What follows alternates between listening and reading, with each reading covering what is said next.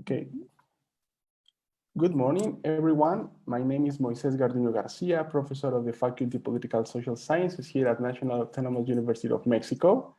This time we have the opportunity and the honor to make a conversation with Professor Elizabeth Suzanne Kassab from Doha Institute for Graduate Studies in Qatar. Professor Elizabeth, it's an honor to keep in touch with you this morning here in Mexico. Welcome and thank you very much for accepting this invitation. Thank you. I'm happy to be with you. Before we start, I will do a brief presentation of a professional profile of Professor Kassab for our audience and our students.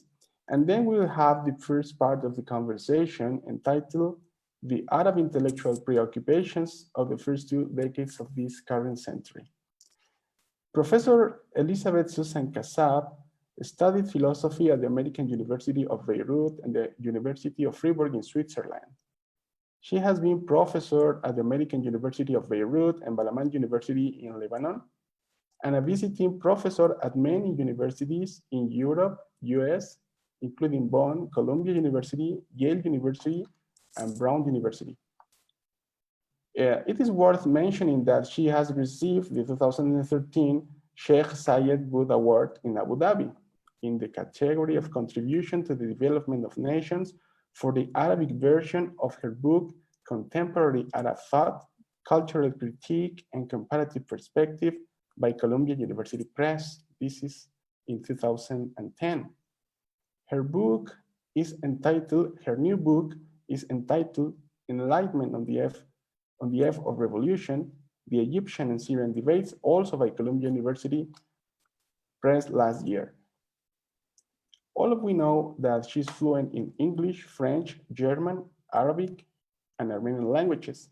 And that her research interests right now are issues related with modern European philosophy, Western and post-colonial philosophy of culture, modern and contemporary Arab thought, and others. Professor Kassab, once again, thank you very much for accepting this invitation. We are very happy to have you here with us. And I hope this conversation can be very useful for our audience and for our colleagues and our students. Thank you very much. Thank you. So we agreed that I make a small presentation, give you a background about my work. I work in the contemporary intellectual, Arab contemporary intellectual history. So I work on ideas. I'm interested in ideas. And I'm particularly interested in ideas about culture and politics. And my first book was focused on Arab intellectual debates after 1967. And it came out just before the Arab revolts of 2011. My book came out in 2010. And at the end of 2010, as you know, the revolts started in Tunisia, then they spread to Egypt and all the rest. So what I'm interested in fact, is to look at how Arabs look at themselves at their own issues. So I'm not interested in, say, the image of Arabs in the West or the image of the West among Arabs. That is not the focus of my work. I like to understand how Arabs and Arab intellectuals, those are the ones who write books, look at themselves. And what interests me is the self-critique or the self-examination. And I think that after the defeat of 67, the defeat against Israel, there was a very radical need to examine ideas, liberation projects. And I wanted to understand what questions were raised. And I think that on the eve of 2010, 2011, just before the revolts, we had reached the culmination of a process that had started with independence.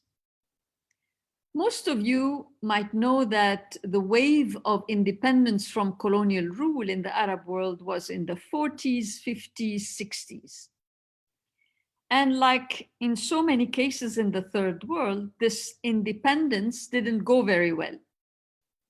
So there was a big disenchantment. People were disappointed by the way things went after independence.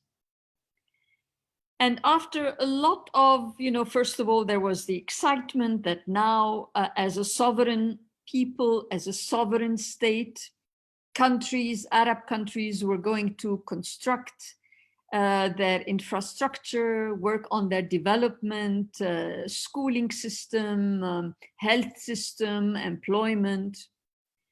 And very soon they discovered that this wasn't going very well. And I think that is what becomes very strong at the time of the defeat against Israel. So already people were, realizing that things are not going very well. With the defeat, of course, you realize that it's an experience of major failure. So you need to understand, people needed to understand why. Why did the independence go wrong? And I think that during the struggle against colonialism, of course, the focus was on the other, the British, the French,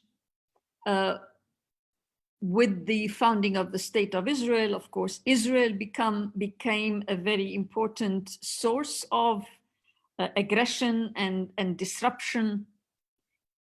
But by the end of the century, by the end of the 20th century, say 50, 60, 70 years after independence, people started to notice that, yes, these were all problems. The USA, the United States, France, all of these neo-colonial forces were a problem, but also one's own government was the biggest problem. Because the way things were run didn't allow you to face those enemies, didn't allow you to participate politically. And I think the most important, if there's one really dominating concern, it's this failure of the post-independence state. I think this is common to most Arab countries, perhaps to most third world countries, that independence didn't turn out to be successful, and democracy was the major problem, that there was no political participation, that those who took power, even with good intentions, thought that they knew better, that they needed to be authoritarian, that there was no time for democracy, that they knew how to develop the country and set the right course, so criticism didn't have a place. By the end of the 20th century, of course, we have a landscape of disaster. Economic disaster, social disaster, political disaster, military disaster. And there was a consensus, an obvious consensus, not necessarily only among intellectuals, but people realized that there was power abuse, that unless you control people who have power, they will abuse of that power. And power abuse means that you have corruption, that you have violation of human rights, that once you have corruption, nothing goes well, that all state institutions collapse, are mismanaged. And the result is really the destruction of entire countries. And I think that people realized, when people went to the streets in 2010, 2011, this is what they were objecting to. It was a massive protest movement. It was not the first time, but perhaps it was the most powerful and general protest against this state of affairs, against this ruination of their countries. And not only was the economy destroyed, the political system was dysfunctional, education, health, everything collapsed, but also the human being got destroyed in the process. When you have corruption and terror, and this is something I think other third world countries can understand better than Western people. So you Mexicans and other societies in Latin America, but also in Asia, in Africa, we understand, I think, each other very well, how corruption really destroys human relationships, social relationships. And we understand, not necessarily by reading Rousseau and Voltaire and Montesquieu, by sheer experience, we understand that we need to control those who are in power, i.e., we need to have political participation and democracy. I think this is where we are. And some of the intellectuals I studied in my latest book, the debates that went on in Syria and in Egypt before the revolution, the 20 years before the revolutions, it was clear that intellectuals were saying the same thing.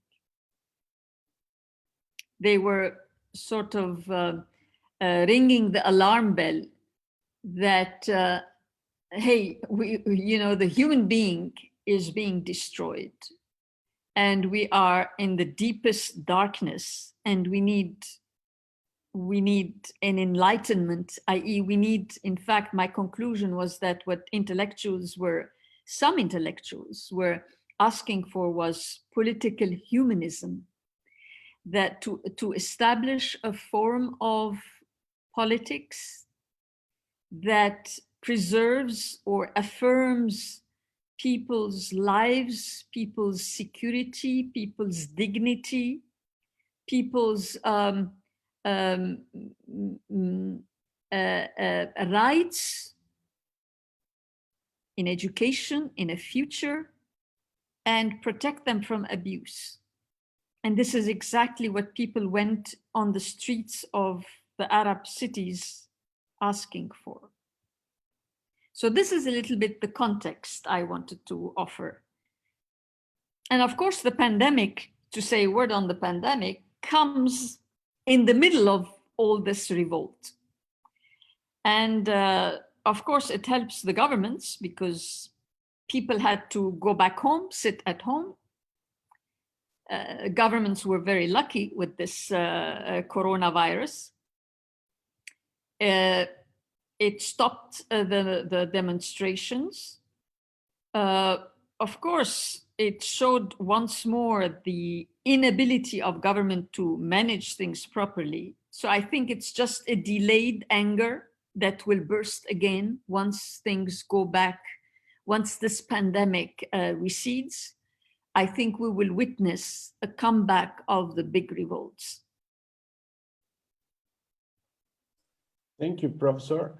Now I will try to ask my students to send me questions, and in the time, I will try to combine this conversation with my own concerns as a professor and taking advantage that this interview with someone who is very concerned about the Arab inside, the Arab self, in other words. And my first concern, my first question to you, it's the possibility in the current conditions to produce what Elias Khoury used to say about the third Nahda, the third, push and the third opportunity to contribute to the question of freedom in this generation, because in these two periods of time that you mentioned, the independence and the post-colonial, post-independence periods, we have different generations. Every generation tried to push its own concerns in their own conditions. And now we are in the emergency of a new generation with many elements around there. For example, the Islamists, someone say that it's an obstacle to push for freedom, for democracy. Some others believe that Islamists are part of the democracy society. What do you think about this opportunity to produce another Nahda according to Elias Khoury?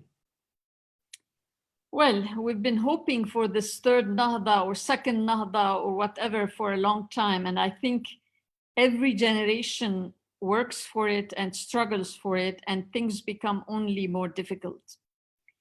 The dysfunctional systems, the dysfunctional political systems, i.e. our government, Syrian government, Egyptian government, Lebanese government, Iraqi, all of them, they have become only worse and worse with time. And so the challenges have become bigger and bigger. And I think that the counter-revolution we have witnessed lately in the last 5 or 6 years in Egypt, the civil war in Iraq, in Syria, the mess in Lebanon, the war in Yemen. So all these countries which really organized, witnessed big revolutions, big revolt movements, witnessed a big defeat for various reasons. And for the counter push was very strong. Like in Egypt, most revolutionaries or people who say Democrats are either killed or in exile or in prison. There are tens of thousands of people, as you know, in prisons in Egypt. In Syria, the most dedicated Democrats were, of course, the first to be killed. You have certainly heard about the prison horrors of Syria. Iraq, Yemen, where is the revolution in Yemen? There were millions of people on the streets. So it keeps becoming more and more difficult. But at the same time, the deadlocks become more and more impossible to live with. In other words, say, if the Egyptian government, the counter-government, the militaries now are in power, okay, but Egypt is not doing well. So the problems are just becoming bigger and bigger. And unfortunately, I think as we, face worse problems, the need for revolution, the need for change becomes bigger, but also the chances become more narrower, and people are tired, people are exhausted, the economies everywhere are in a very bad shape. So the power to resist also becomes weaker. Yeah, in other words, this is the sad situation, that the more you need to resist, the less you have the energies to do so.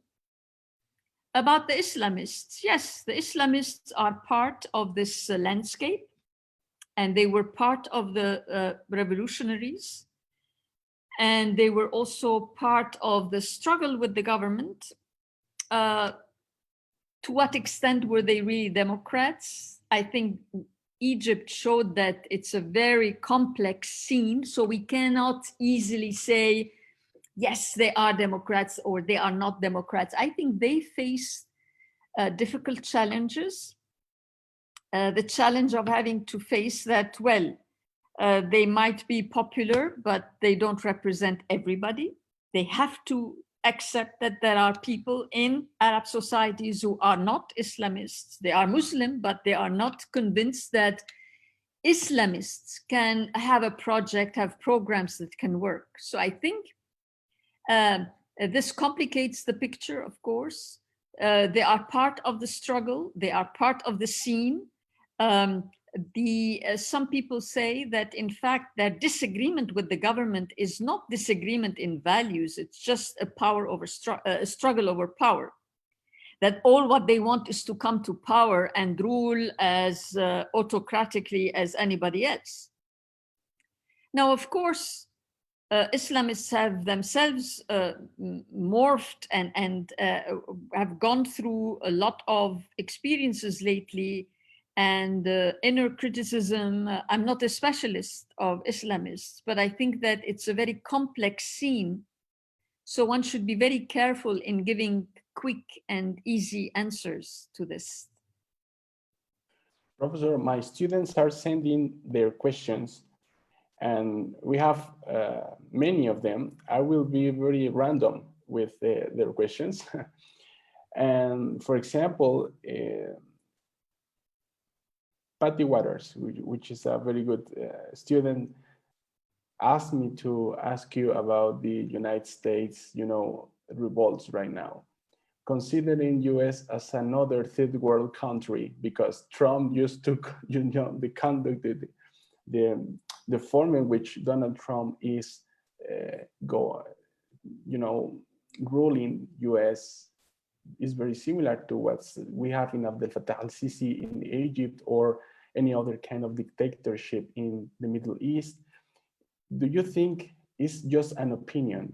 Do you think more or less the same destiny in these current revolts that in many sense is historical in the US?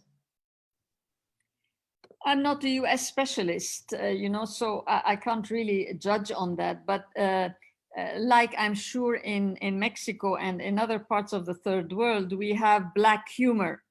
So there were a lot of jokes even before the riots now.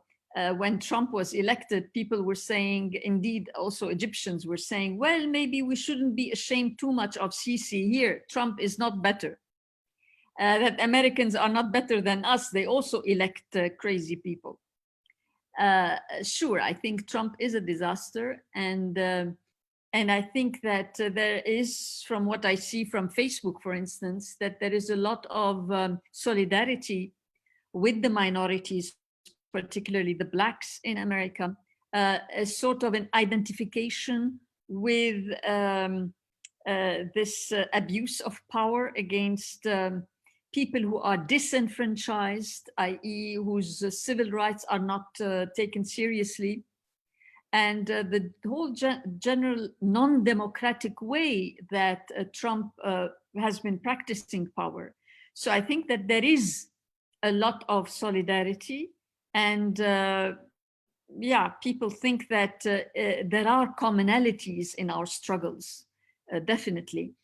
And perhaps what is particularly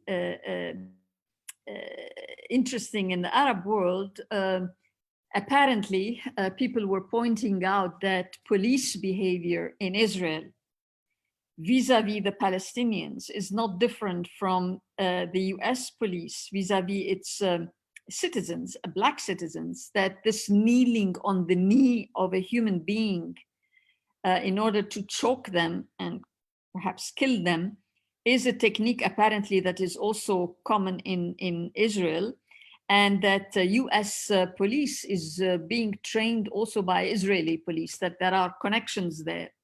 So, and the long standing story that just like the Israelis are settlers, violent settlers, the white Americans have been also violent settlers in the US, and in both cases the native population has been really the victim of aggression and annihilation and injustice. So there is a lot of sympathy there.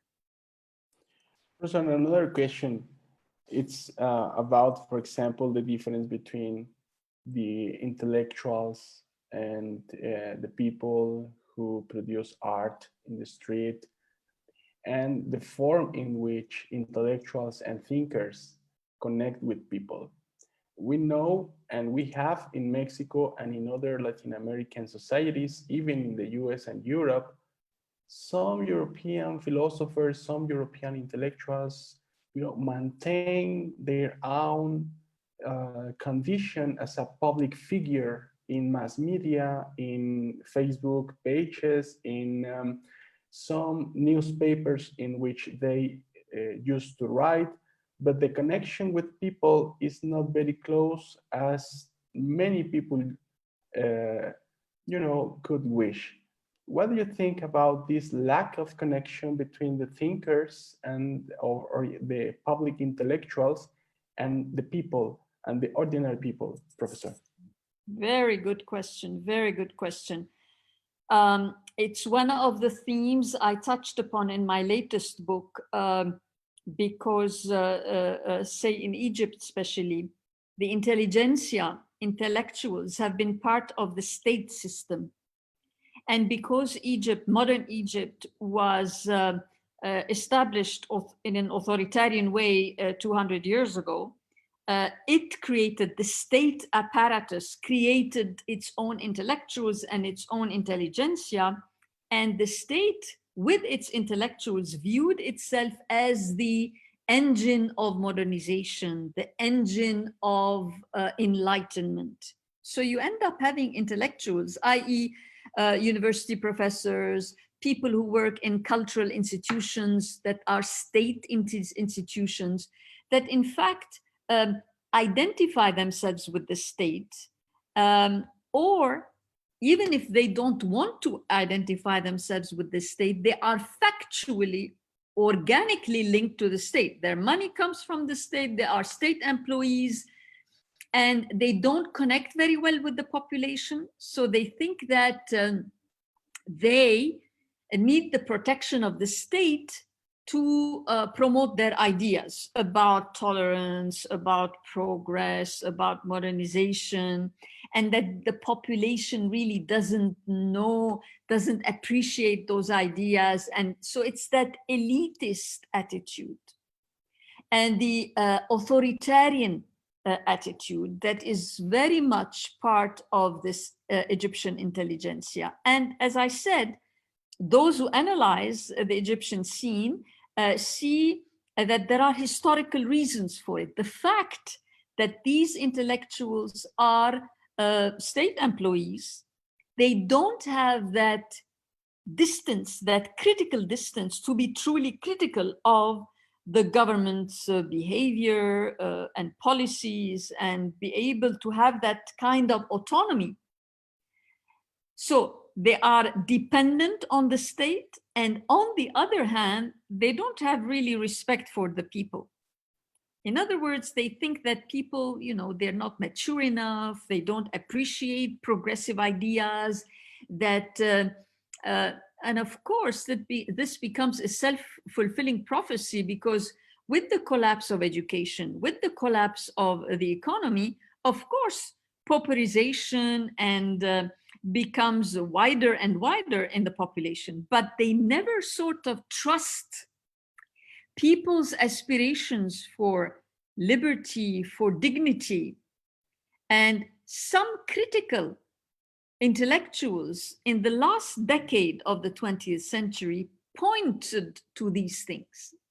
That in fact, all this enlightenment talk of these state public intellectuals do not at all relate to people's aspirations. And these aspirations do exist, as we witnessed in the revolt. So people know exactly, maybe they cannot write a dissertation on Rousseau, but they know what it is to be tortured, they know what it is to be robbed, they know what it is to live under injustice. You don't need to write a dissertation to know these things. So you have different groups of intellectuals.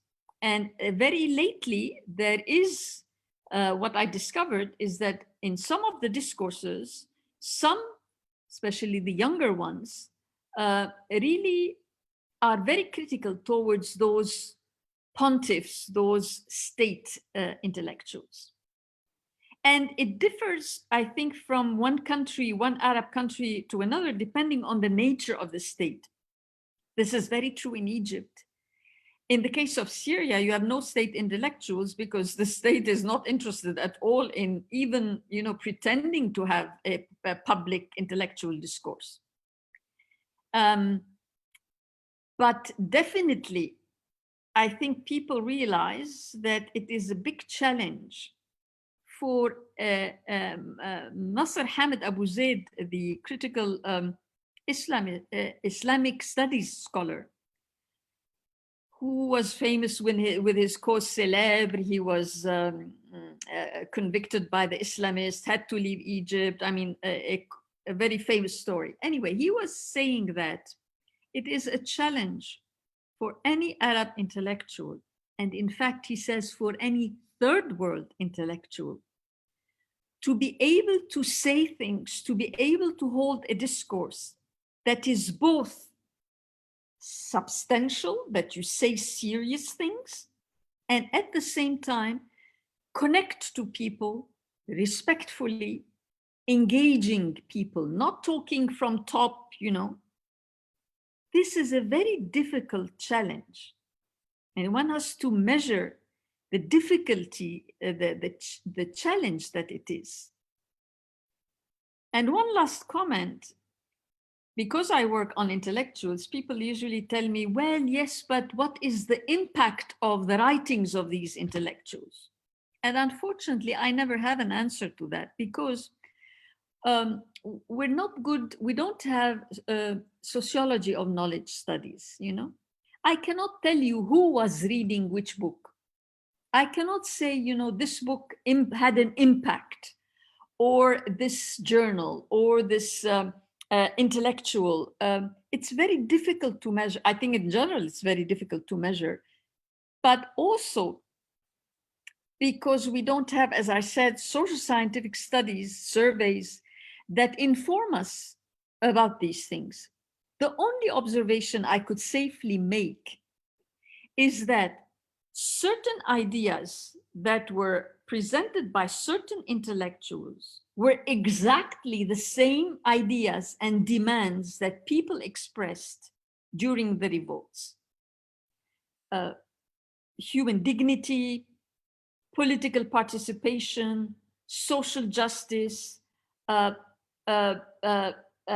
rejection of torture, police accountability, transparency. All of this was being said in a different way by intellectuals who were also realizing what is going on, who were, you know, so I see that similarity. And I emphasize that here I'm not talking about causal connection. I do not say that because X or Y wrote this book, this is why we got the revolution. Of course, not at all. Books do not create revolutions. Revolutions come because people burst, because people cannot take anymore the injustice. But intellectuals do their work. You know, what an intellectual does is to formulate ideas. And some intellectuals who are in touch with reality, with their societies, formulate ideas that we then hear by people on the streets. So this is as far as I can say in this subject.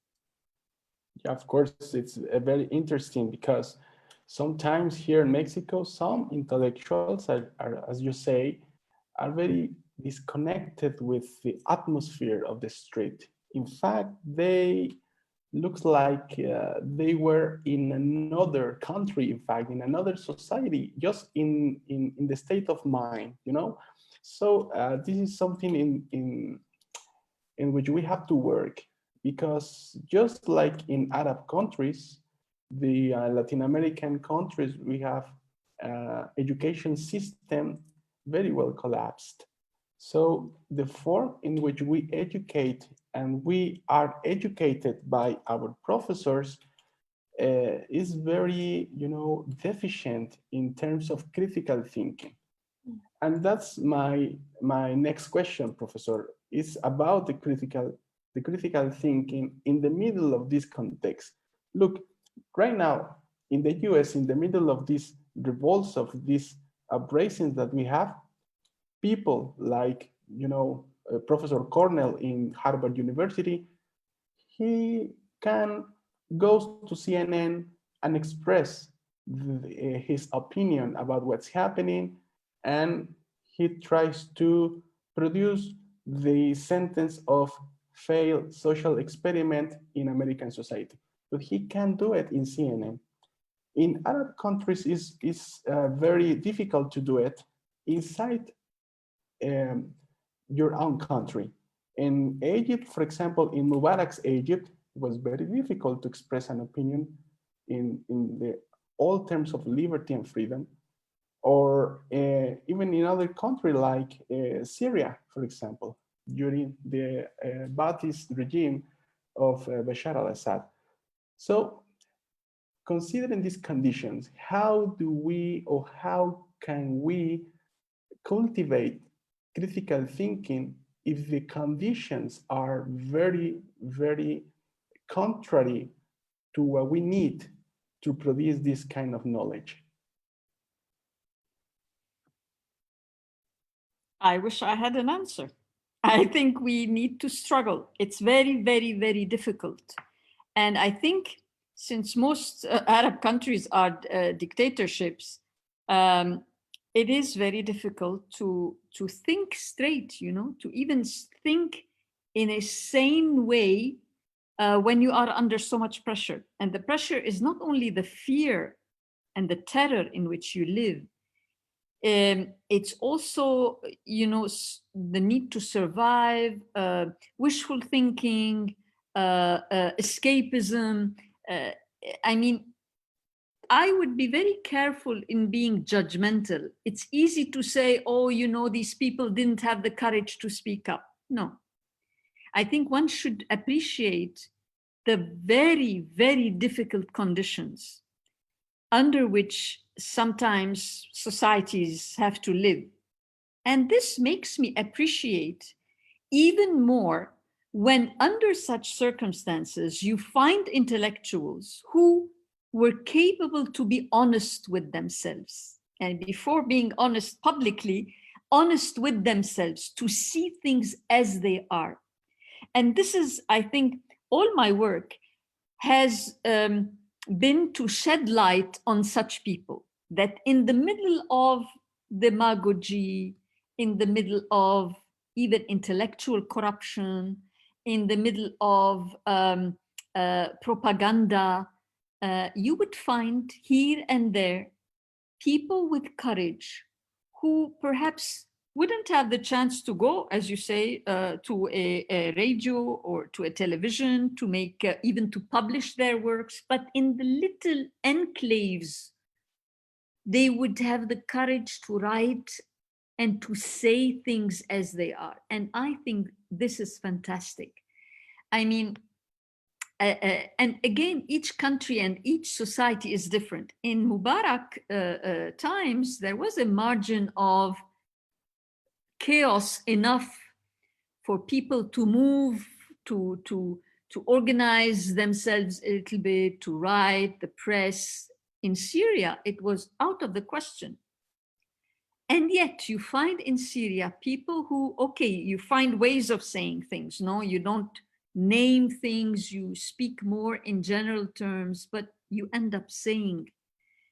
And some of the writings I analyze really in the darkest of times, like in the 80s and 90s, when the repression and the terror system was at its highest, you would say, you would find people, intellectuals, saying, look, I know that I cannot do much. I know that I cannot speak publicly. I know that I cannot go and change the education system or write in the press or make a demonstration. But my job is to witness that even in the darkest of time, we didn't lose our mind, that we remained honest to ourselves. Yani we owe it to ourselves, we owe it to our self-respect that we didn't fool ourselves, that we knew exactly the disaster we were in. And this is why one of my favorite Syrian thinkers described himself as a Sisyphus. that all we can do is really push this stone up the hill and fall again, and all we can do is to register what we are going through. Not very loud, not too many people, but the work of witnessing. And so I think when we come to study this intellectual production, one has to appreciate the difficulty of the circumstances and not be easily judgmental. And intellectuals, like human beings in general, you find opportunist people, you find people who are happy to follow money, to seek power, and to change their discourse. Yes, there are.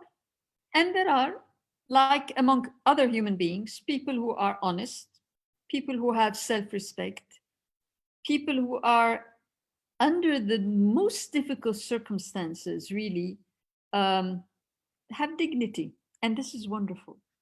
And I think we need to cultivate, we need to take stock of this production and build on it so that future generations can say, okay, so it's not everybody was a crook, not everybody was a collaborator with the criminals. There were honest people on which we can build, on which we can, build our struggle. I think this is very important.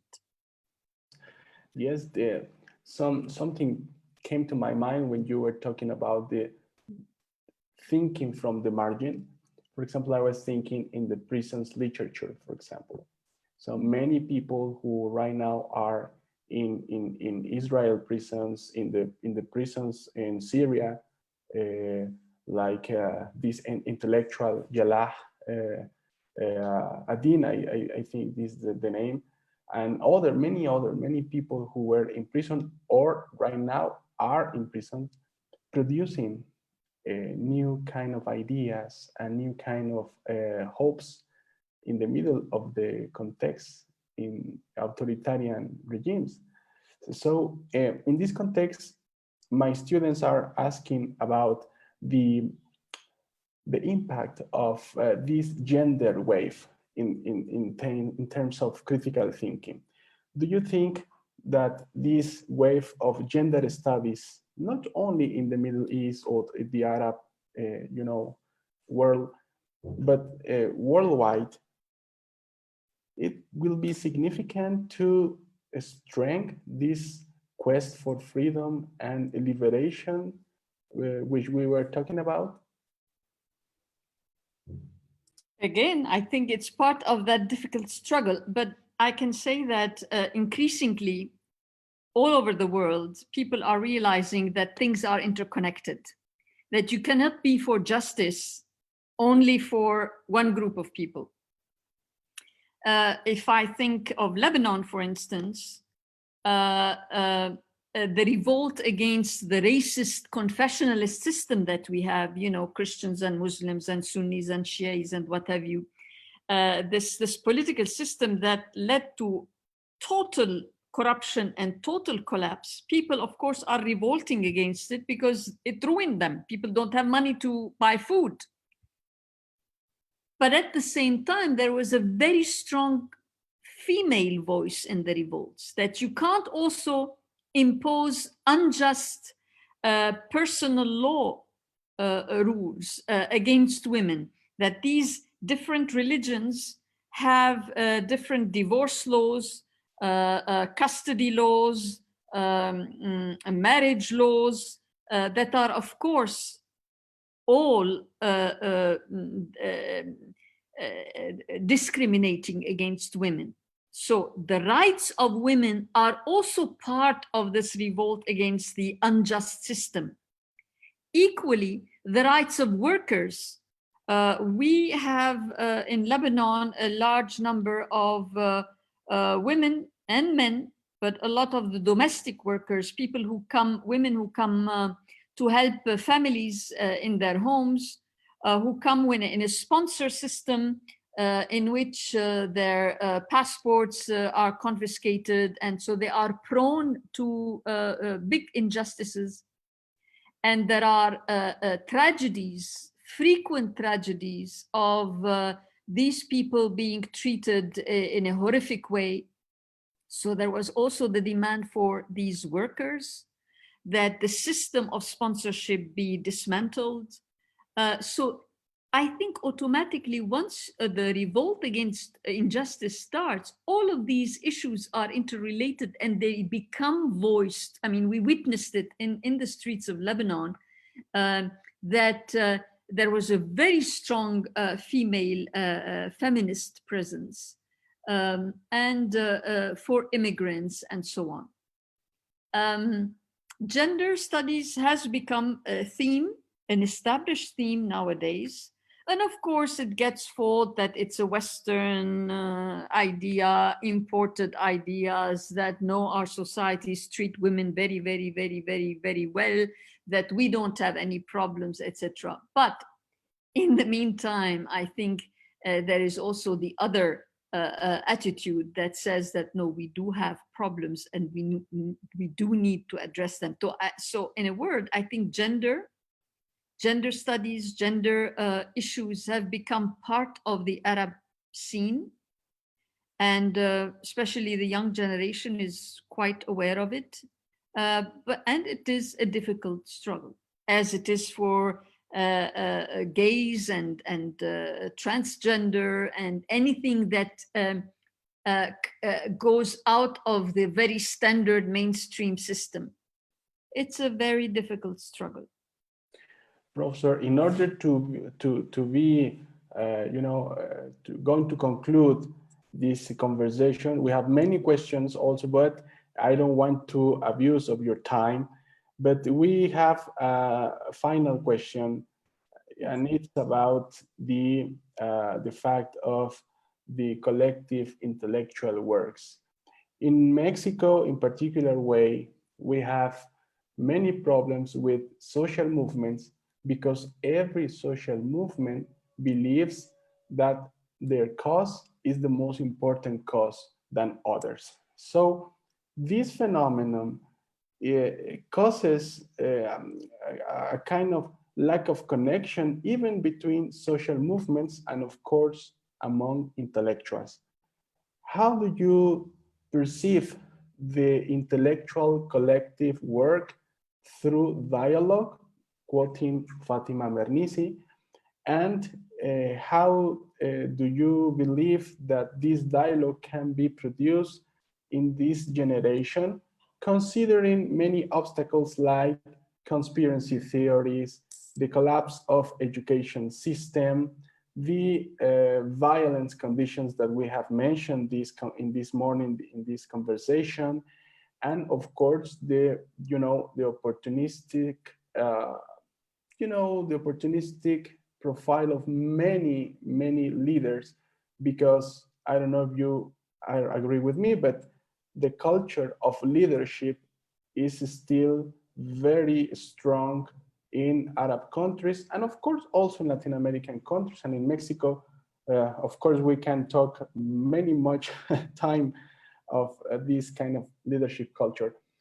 Do you think that collective work versus the leadership of the culture of leadership can be break the work and put one way to the next generation? Well, I think that if we want to call it intersectionality, that different fronts have to be put together, workers, women, immigrants, minorities. I think increasingly people do realize there is a bigger realization that one needs to connect these.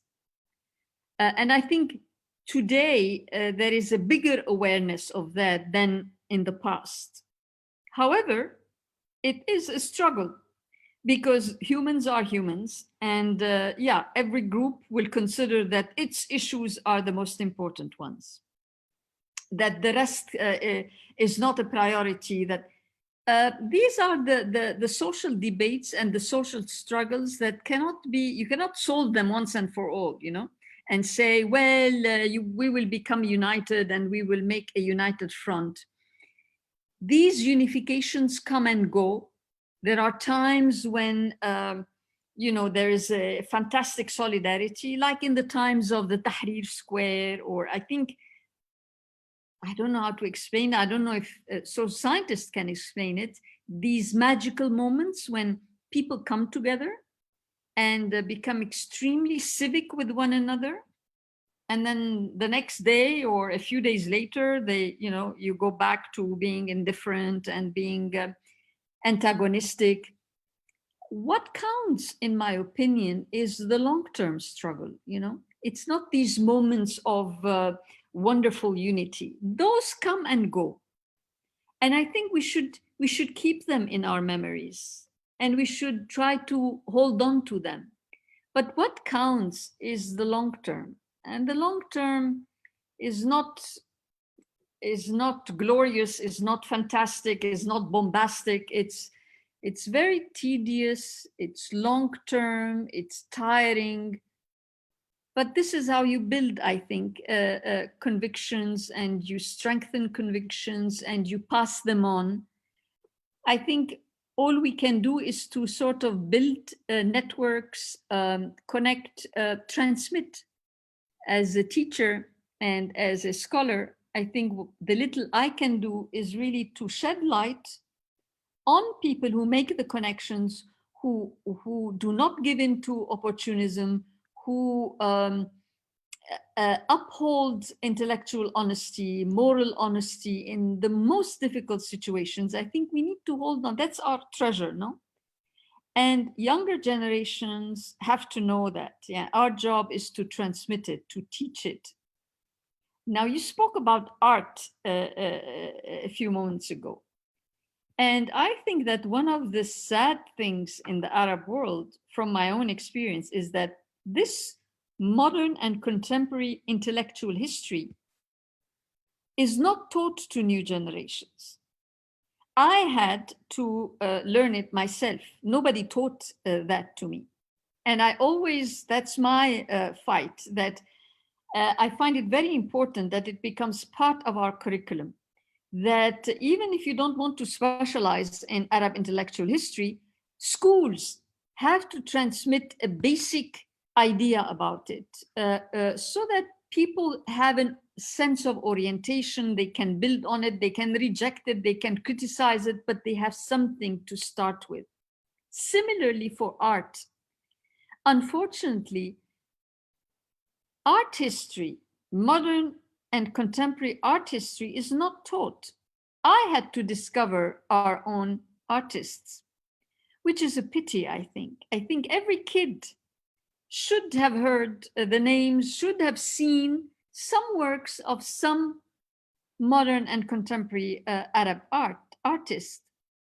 And I think the connection is very interesting. If I had another lifetime, I think I would have liked to work on this connection between art and ideas, because I think that both of them expressed similar issues in different ways, of course. You have the poets, you have the novelists, you have the scholars, and you have the artists.